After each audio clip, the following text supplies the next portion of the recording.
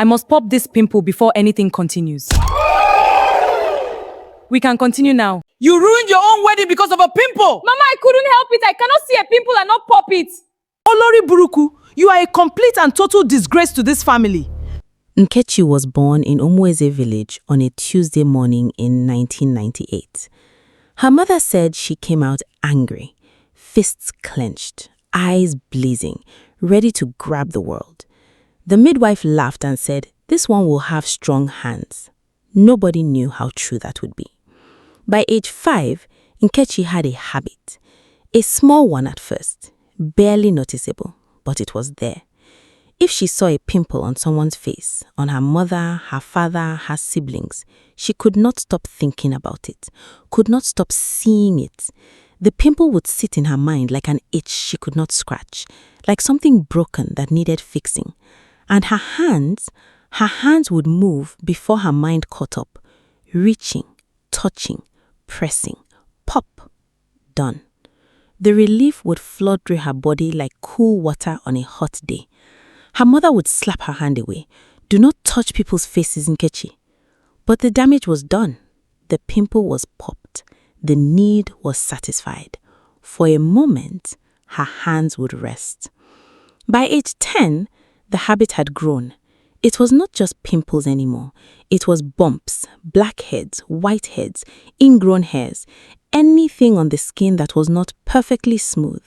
And Nkechi, beautiful, smart, kind Nkechi, could not leave it alone. At school, she would pop pimples on her classmates' faces without asking. At church, she would reach for the pastor's forehead mid-sermon. At the market, she would stop strangers just to address a bump on their chin. "Stand still," she would say. "You have something." And before they could protest, her fingers would be there, pressing, pinching, popping. The village learned to avoid her, not because they were angry, but because standing near Nkechi meant standing in danger of having your face examined without permission. Her parents tried everything. They tied her hands behind her back. She learned to use her feet. They put her in a compound where no one else lived. She obsessed so much about her own skin imperfections that she made herself sick. They took her to the traditional healer. The healer said, "This is not a sickness. This is a choice." She chooses her compulsion over respect. Her mother wept. Her father was ashamed. Her siblings kept their distance. But Nkechi could not stop. She did not want to stop because every time her hands moved, every time she pressed, every time that pimple burst, she felt like she was helping, like she was fixing something, like she was the only one who could. And that feeling of purpose was more important to her than anyone's consent. If this story is already making you uncomfortable, good. That means it is working. Like this video, subscribe, because Nkechi's hands are about to get into trouble that she cannot talk her way out of. And the price she pays will teach her something she should have learned years ago. By age 16, Nkechi's hands had cost her everything, except the pride to acknowledge it. Her best friend stopped talking to her after Nkechi popped a massive pimple on her forehead in front of the entire school. The girl's humiliation was complete. The pimple's release, Nkechi's satisfaction. The girl transferred to another school. They never spoke again. Her father forbade her from the kitchen after she lunged for a bump on his neck while he was eating dinner with important business clients. The clients watched in horror. Her father's face turned red with shame. The dinner ended early. The business deal fell through. Her mother began to hide her face around Nkechi, wrapping it, turning away, keeping distance. The pain of that, being physically avoided by her own mother, did not stop Nkechi's hands. Nothing stopped her hands. At 18, Nkechi got her first job, working in the office of a businessman who needed an assistant. She was perfect for the role. Organized, smart, efficient. She worked hard, she was punctual. Her boss, Obina, was pleased for 3 months, until the day when a cluster of pimples appeared on his forehead. Red, angry, perfect targets. Nkechi saw them in a meeting, saw them while Obina was speaking to investors, saw them and could not think about anything else. The need built in her like pressure, like something that would explode if it was not released. She waited until the meeting was almost over. Then she stood up, walked to her boss, and reached for his face. In front of 5 investors, in front of the entire office, "You have something," she said. Her fingers pressed against his skin, and before anyone could move, before anyone could stop her, she popped all 6 pimples, one after another, each one erupting under her fingers. The room went silent. The investors stared. The office staff stared. Obina stared at his reflection in the window, at the marks her fingers left on his face. And then he fired her. Not in anger, in the exhausted, resigned tone of someone who has tried to be patient and can no longer afford to be. She left the office that day, knowing something had finally broken. Not her hands, her chances. She was 19 years old, already unemployable, already isolated, already known throughout Umweze as that girl with the hands. Her parents were quiet about it, not angry, just quiet. The specific quiet of people who have given up trying. At 20, Nkechi thought she could change. She thought a suitor might save her, that love might fix what was broken in her, that wanting to be better for someone might actually make her better. A man came to Umweze. His name was Emeka Nwosu, a trader visiting from Enugu. Quiet, respectful, handsome. He did not know about her hands. Her parents did not tell him. The village women did not tell him. Because maybe, they thought, maybe with a new man, a fresh start, Nkechi could be new too. Emeka was kind to her. He brought her gifts. He asked about her life. He looked at her like he saw the person she wanted to be. For 3 months, they courted properly, and Nkechi's hands were still. Because she was aware of them, because she was trying, because she wanted this more than she had wanted anything. The marriage was arranged, the families were consulted, the bride's price was paid, the wedding day arrived. Nkechi wore white. Her hands were hennaed beautifully. Her face was glowing. She looked like a woman who had conquered her demons. The ceremony was perfect, until the moment when Emeka leaned in to kiss her, and she saw it. A pimple on his right cheekbone. Small, barely visible, but there. And in that moment, in front of the entire village, in front of the pastor, in front of her parents, in front of the man who had just married her, her hands moved. She reached for his face. Her fingers found the pimple, and she popped it. The gasp from the crowd was audible. Emeka's face went white, then red. Then he turned and walked out of the church. He did not stay for the reception. He did not even consummate the marriage. He did not even look back. By nightfall, he had left Umweze. The marriage was annulled. Nkechi was back where she started. But now, everyone knew, absolutely, certainly, completely, that Nkechi would never change. Because even in the moment that mattered most in her life, even when she had everything to lose, her hands had moved, and she had chosen them over the man who loved her. After the wedding, that was not a wedding, Nkechi became a ghost in her own village. People saw her. People avoided her. The market women did not greet her. The children were told not to play with her. The church asked her to sit in the back. Even her own family kept their distance. Her mother still lived in the same compound, but in a different room. Her father still ate at the same table, but with his face turned away. Her siblings still lived under the same roof, but as if she was not there. She was 21 years old, and she was alone, not because anyone had formally banished her, but because she had banished herself through the choices of her hands. She spent her days in her small room, not living, not speaking, not trying. Her hands sat in her lap, still, quiet, waiting. Because even in isolation, even without anyone to press, she could feel them itching, could feel them needing, could feel the compulsion living inside them like a second heartbeat. One day, 6 months after the failed marriage, a visitor came to Umweze, an old woman, neither young nor ancient, neither beautiful nor plain, neither clearly from the village nor clearly from outside it, She moved through Omueze like she belonged there, like she had always been there, like the village was waiting for her. She did not go to the market, she did not go to the well, she did not greet the elders.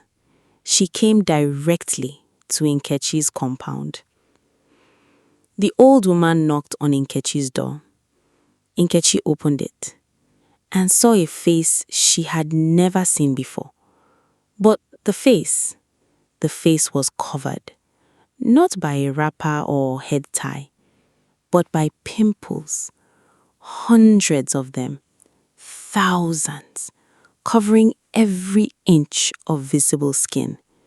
Red, angry, weeping, infected. Some small, some massive, some with pus, some with blood. The woman's eyes were the only clear part of her face.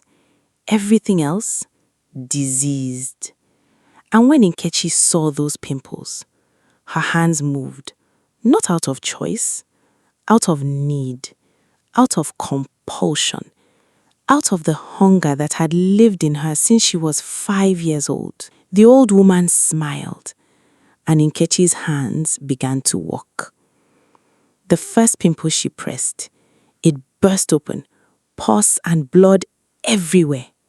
The relief in Nkechi was immediate, complete, total. She pressed another, and another, and another. And with each one, she felt alive again. She felt useful again. She felt like her hands were finally doing what they were meant to do. Days passed.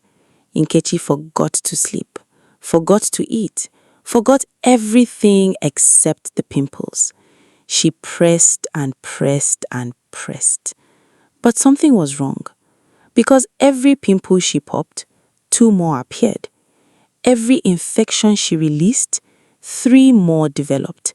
The woman's face was getting worse, not better. And Nkechi's hands were getting worse too. The pus and blood had seeped into her skin, into the cuts on her fingers, into the small wounds from pressing. And now her hands were infected. The pimples were spreading, from her hands to her wrists, from her wrists to her arms, climbing higher every day. The itching became unbearable. The need to press became manic. She started pressing her own skin, trying to relieve the itch, making it worse with every touch.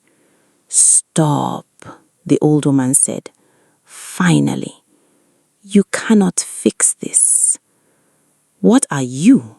Nkechi asked. The old woman's eyes, still the only clear part of her face, looked at Nkechi with something like pity. "I am what you made me," she said. "I am every person whose skin you have touched without asking. I am every boundary you crossed. I am every hand you should have never laid on. And I came to teach your hands what it feels like to have someone else's need pressed into your own skin without your permission." The woman walked toward the door. As she moved, more pimples appeared on her face. More infections bloomed. More disease spread. But she did not seem to feel it, did not seem to care, like she was used to it, like this was her burden. And Nkechi understood, finally, completely, devastatingly, that she had done this. Not to the woman, to herself. The infection spread fast. Within a week, Nkechi's hands were barely recognizable, covered in pus and blood and infection. The pimples so large and angry that she could not make a fist. Nkechi's mother called the healer. The healer took one look and walked away without speaking. "There is nothing I can do," she said finally. "This is not a healing. This is a reckoning." The village watched, not with satisfaction, not with anger, with the specific sadness of people watching someone destroy themselves through their own hands. Nkechi spent weeks in agony. The infection climbed her arms, spread to her chest, appeared on her neck, crept toward her face. And every moment of it, she understood. She understood what her hands had done. She understood the violation of touching someone's face without permission. She understood the arrogance of believing her need was more important than someone else's boundary. And she understood the cost of a compulsion indulged. And she understood finally that she could never take back what her hands had done. One night, when the infection had covered her entire body, a light appeared in her room, golden, warm, not from any lamp. The old woman stood before her, but the woman was different now. Her skin was clear, completely, perfectly clear, like the pimples had never been. Why? Nkechi asked. Because, the woman said, the moment you understood what you had done, the moment you chose to feel the consequence instead of run from it, the infection began to heal. And it was true. Nkechi looked at her hands. The pimples were fading. The infection was receding. The disease was leaving. But the scars remained, deep, permanent, visible, reminders. Will my hands ever be normal? Nkechi asked. No, the woman said, but they will never forget what they did either. And she was gone. Nkechi lived. The infection healed. The scars remained. Her hands were never the same. The compulsion, the need to press, it never completely went away. But now when she felt it rising, she felt the scars burning first. And the burning reminded her. And the reminder made her stop. She never married. She never worked in an office again. She never lived a normal life. But she lived a different life. She became the village's keeper of plants. Plants that did not judge. Plants that did not flinch from her touch. Plants that simply needed care and received it gently, respectfully, without violation. Her hands learned to touch without pressing, to observe without acting, to respect the boundaries of other people's skin. Her mother slowly began to sit near her again. Her father slowly began to speak to her again. Her siblings slowly began to acknowledge her again, not because they forgave her quickly, but because they saw her choosing every single day to fight the thing inside her that wanted to hurt. Years later, when Nkechi was old, a young girl came to her with the same compulsion, the same hands, the same hunger. "Can you help me?" the girl asked. Nkechi showed her the scars on her hands, long, permanent, visible. "These are my answer," she said. "Not everything you see is yours to fix. Not every urge is a command, and not every need inside you should be satisfied. Some needs are teachers. They teach you respect. They teach you boundaries. They teach you the difference between your want and another person's right to their own skin." The girl looked at the scars, and she began to understand. Not in a day, not in a week, but slowly, the way true understanding comes, through the scars of your own reckoning. What do you take from a story like this? 3 things. The first, your need is not everyone's obligation. Nkechi's need was real. The urge to fix what she saw was genuine. But her need to satisfy that urge did not give her the right to touch someone else's body without permission. Everyone you see is not yours to fix. everyone's skin is not your project. Everyone's imperfections are not asking for your hands. Sometimes, a pimple is just a pimple, not an invitation, not a problem you are responsible for solving, not an excuse to cross a boundary. The second, compulsion is not the same as destiny. Nkechi felt her hands moving. She felt the urge building. But feeling the urge was not the same as acting. There was a moment, always a moment, between the urge and the action.